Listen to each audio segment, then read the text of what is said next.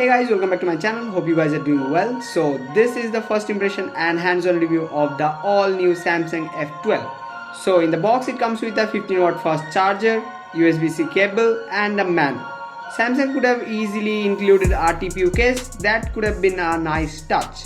So here I have the 128GB variant. It costs around 11k, and the Samsung F12 is also available in 64GB variant, which is gonna cost you around 10k, and both variants has the same 4GB RAM, so choose according to your preferences.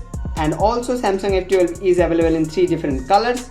Here we have the sea green variant. Okay, so before starting the video, I just want to say something. 64% of my viewers on this channel are not subscribed, so I don't know how you guys see it, but for me it's simple. You like my work, you subscribe, and that's how I get to know. So if you like my work, subscribe. Yeah, pretty simple, right? Okay, so let's get started with the video. So let's talk about the design and build quality. So this phone comes with the new standard square shaped camera module, and the back panel is plastic, but it has a nice textured design.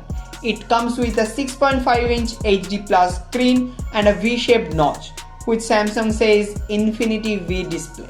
Though it doesn't comes with the AMOLED display, this HD Plus display has 16 million color depth and a 90Hz refresh rate, which changes the whole experience.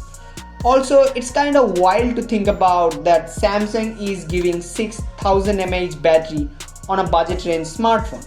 And lastly, let's talk about the port situation on this phone. So thank you for keeping the headphone jack, and finally USB-C. Also, we have the noise cancelling mic on the top and the side mounted fingerprint sensor integrated within the power button. Okay, so this particular device I have here is the 128GB variant. It also comes in a 64GB variant. Both has 4GB RAMs.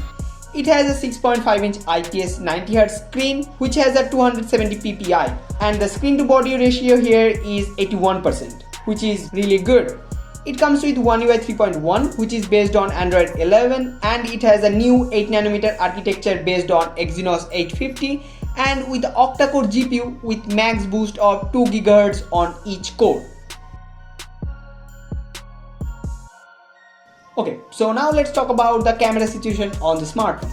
The primary camera uses a Samsung GM2 sensor, which is a very popular 48 megapixel sensor. The lens has a 25mm equivalent focal length and an f2.0 aperture. Then there's the ultra wide angle camera. A modest 5 megapixel sensor is coupled with an extremely wide lens covering a 123-degree field of view. Unlike ultra wide on the higher end smartphones, there's no software distortion correction on the smartphone. One of the other two cameras is 2 megapixel sensor, which is for extreme close-ups, macro lens, and another one is for gathering depth sensor, which isn't accessible directly to take pictures with.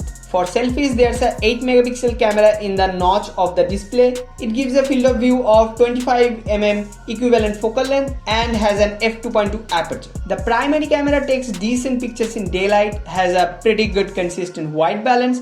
The ultra wide camera isn't the best, but it's pretty usable, pretty good. But the other two cameras are here just for complementing the quarter bay camera design.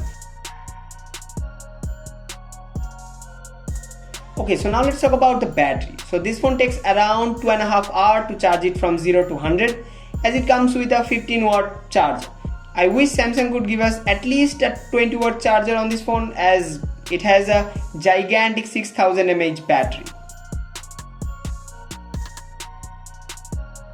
So overall, according to the price, this smartphone has so many good things to offer. Like the display is really good. It has the Dolby sound system, which I have not tested yet, so I have not included in this video. I'm gonna make a review after some days of use, so if you want to watch that, let me know in the comment section below.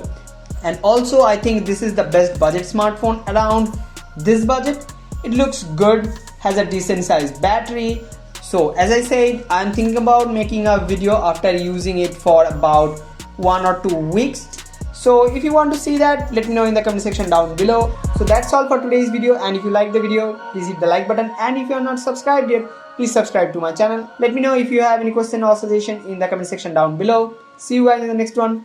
Till then, tada.